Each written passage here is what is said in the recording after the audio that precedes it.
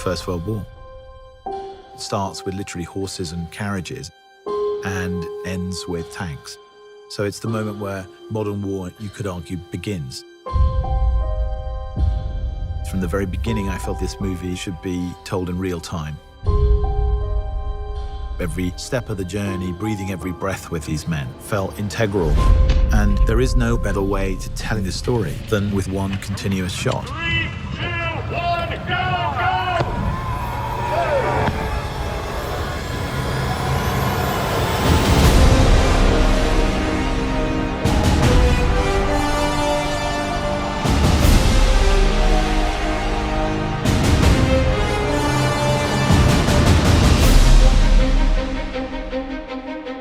From the first moment I talked to Sam about the idea of it as a one-shot movie, I knew it was going to be really immersive.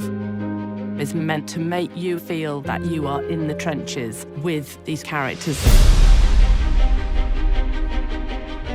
The film in itself is a slice of time. These two young men get sent on a mission to deliver a message to stop an attack. Action!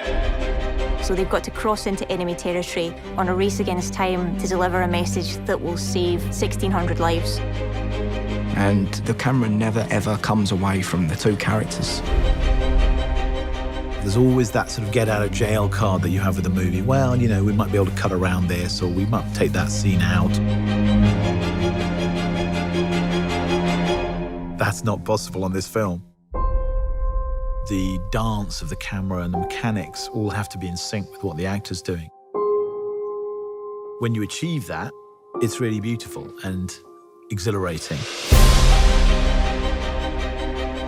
Sometimes you have a camera being carried by an operator, hooked onto a wire, and the wire carries it across more land, and it's unhooked again. That operator runs with it, then steps onto a small Jeep, which carries him another 400 yards, and he steps off it again and goes round a corner.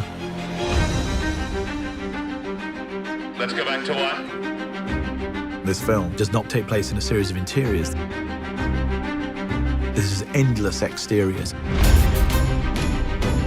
No location ever repeats, so you're constantly moving through landscapes. Being such an exterior movie, we're very dependent on the light and the weather.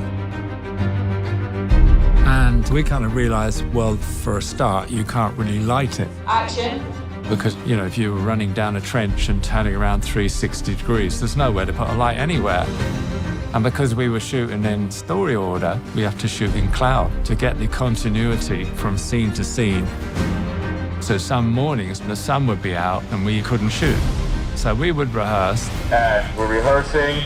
And then we'd be waiting around, everyone with their eyes up in the sky, trying to see how long it'd take for the sun to move behind the cloud.